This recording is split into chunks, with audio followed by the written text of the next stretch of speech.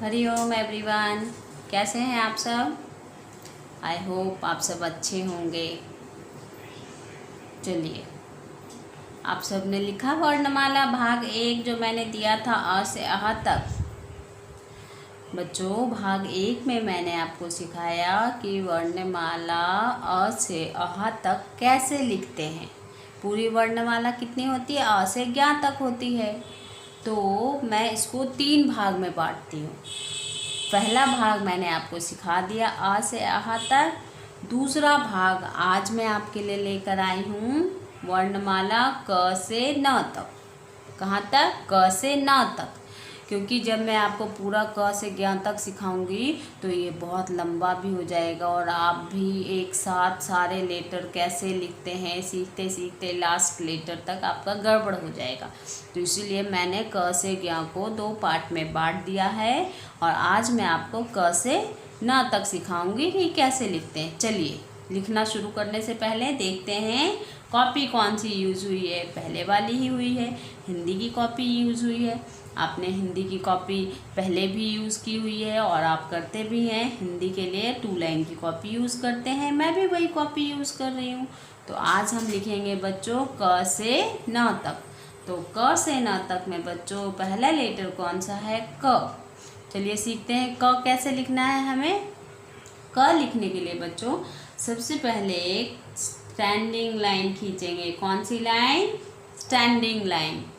ऊपर से टच करके नीचे तक जानी है। आपको पता है ना, पहले भी मैंने बताया है कि आप छोटे हैं अभी, आपको दोनों लाइन में टच करके लिखना सीखना है तो आपको पोर्शन का पता चल जाएगा। फिर आप जब थोड़े बड़े हो जाएंगे 2, 3 में चले जाएंगे तो आपको आसानी हो जाएगी छोटे में भी लिखना।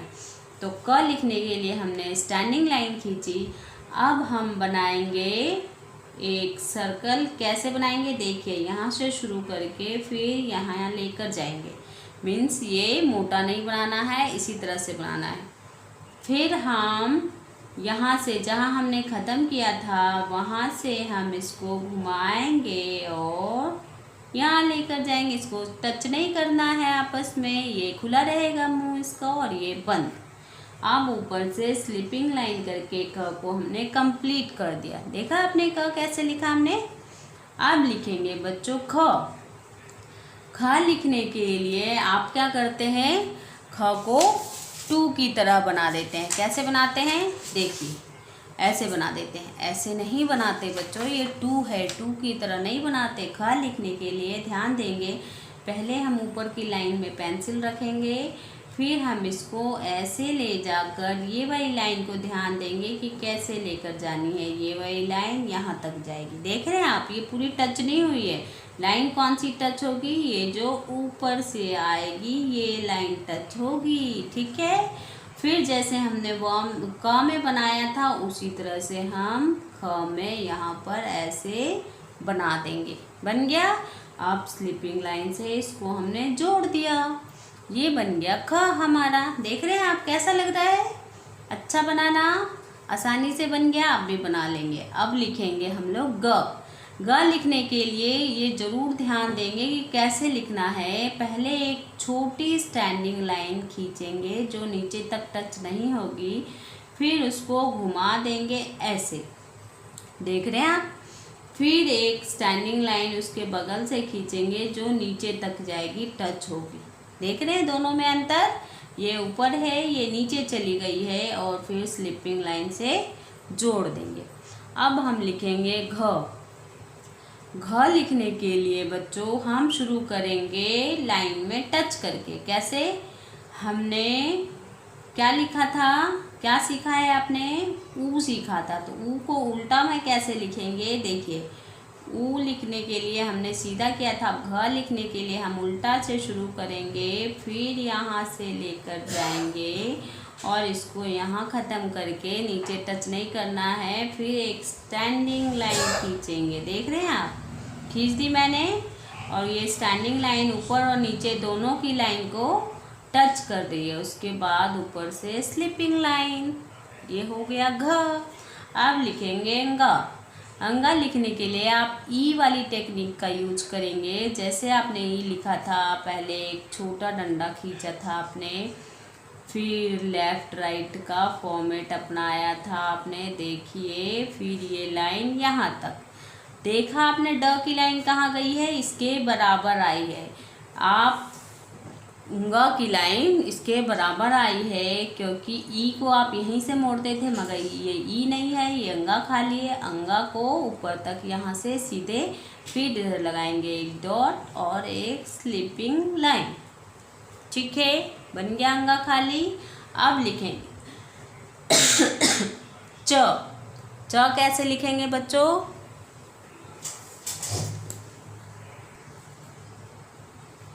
अब हम लिखेंगे च। अंगा के बाद क्या लिखेंगे? च। च लिखने के लिए बच्चों हम कैसे शुरू करेंगे, आप ध्यान देंगे। सबसे पहले हम अपनी पेंसिल को ऊपर से नीचे, ऊपर नहीं टच करनी है, यहाँ से एक स्लीपिंग लाइन बनानी है छोटी। फिर ऐसे मोड़ना है जैसे हम सी बनाते हैं, फिर यहाँ फिनिश। अब ये लाइन ऊपर से स्टैंडिंग लाइन आएगी जो इसको जोड़ देगी, देख रहे हैं आप, और एक स्लीपिंग लाइन से फिनिश। च बन गया। अब हम लिखेंगे छ। छ लिखने के लिए ध्यान देंगे बच्चों कि छ कैसे लिखते हैं, ऐसे ऐसे कर देते हैं आप, ये रॉन्ग है, ऐसे नहीं करना है। आपको कैसे करना है? छ लिखेंगे, आप ध्यान देंगे, जैसे आपने घ बनाया था तो छ को हम इसके बराबर ले जाकर मोड़ेंगे। देख रहे हैं, इन दोनों को एक बराबर ले जाकर मोड़कर यहाँ एक छोटी लाइन डालनी है, फिर एक स्लीपिंग लाइन से इसको जोड़ देना है। ठीक है, अब हम लिखेंगे ज। छ के बाद छ के बाद क्या होता है? ज। ज लिखने के लिए सबसे पहले हमें शुरू कहाँ से करनी है, ध्यान देंगे। ज लिखने के लिए हम ऊपर की लाइन से थोड़ा नीचे से शुरू करेंगे और ऐसे लेकर जाएंगे, फिर ऊपर ले जाकर इसको एक स्लीपिंग लाइन में कन्वर्ट कर दिया हमने। फिर स्टैंडिंग लाइन से इसको कंप्लीट कर दिया। देखिए, स्टैंडिंग स्लीपिंग, सारा खेल लाइन का है। आपने सीखा था ना, आपने जब नर्सरी में थे आप, तो standing line, sleeping line, curve line, उल्टा सीधा, हर तरह की लाइन सीखी थी, उसी का खेल है, आप अगर ध्यान देंगे तो। अब लिखेंगे हम लोग झ। झ से झंडा कैसे लिखेंगे? झ लिखने के लिए बच्चों पहले आपने जैसे ई बनाई थी, ई से इमली, ई से ईख बनाई थी ना, तो सबसे पहले हमें उस तरह से बनानी है। ये तो आसान हो जाएगा क्योंकि आपने बनाई हुई है। ई बनाई हमने, सटा दिया नीचे। अब यहाँ से हम लाइन को लेकर जाएंगे ऊपर और यहाँ से ऊपर ले जाकर नीचे ले आएंगे, ये बन गया झ। आप देख रहे हैं, बिल्कुल बीच से नहीं करना है, उसके थोड़े से नीचे से करना है, देख रहे हैं ये। अब ये बन गया झ। अब लिखेंगे यहाँ खाली, अंगा खाली, अब यहाँ खाली। यहाँ खाली कैसे लिखेंगे, ध्यान दीजिएगा। यहाँ खाली लिखने के लिए हम उल्टा सी, आपने सीखा था, उल्टा सी को ही थोड़ा सा आकार देना है। कैसे देना है? देखिए, ऊपर से नीचे से नहीं, बीच से शुरू करना है। कैसे शुरू करना है? ऐसे शुरू करके जो हम उल्टा सी लिख रहे थे, तो इस पूंछ को यहाँ तक लेकर जानी है, इसके बराबर। उसके बाद एक छोटी स्लीपिंग लाइन, फिर एक बड़ी स्टैंडिंग लाइन जो ऊपर और नीचे को टच करे, और फिर स्लीपिंग लाइन। हो गया ये। अब लिखेंगे ट। ट लिखने के लिए बच्चों एक छोटी लाइन, छोटी स्टैंडिंग लाइन, फिर इसको घुमाएंगे हम ऐसे। घुमा दिया हमने सी की तरह। सी लिखना आपने सीखा है, बस उसमें छोटी लाइन बनानी है। अब लिखेंगे ठ।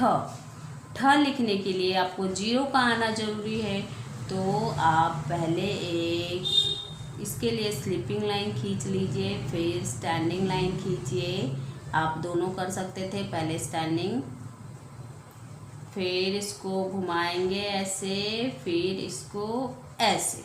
ठीक है, ठ सही लग रहा है बच्चों? ऐसे बनाएंगे, जीरो का आना जरूरी है आपको ठ बनाने के लिए। अब बनाएंगे ड। ड बनाने के लिए आपने यहाँ सीखा है, हुंगा लिखा है, बस यहाँ बिंदी लगी थी, यहाँ बिंदी नहीं लगेगी।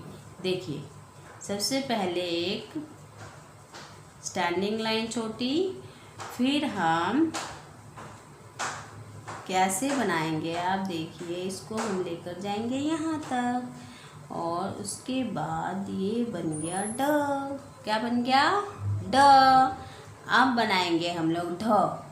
ढ से ढक्कन। ढक्कन बनाने के लिए भी हमें ट बनाने की ज़रूरत पड़ेगी। ट कैसे बनाई थी हमने? एक छोटी लाइन, फिर सी बना के, फिर इसको ऐसे घुमा दिया था, बस यहाँ से पैर को घुमा दिया सी के। ठीक है, बन गया ढ ढक्कन।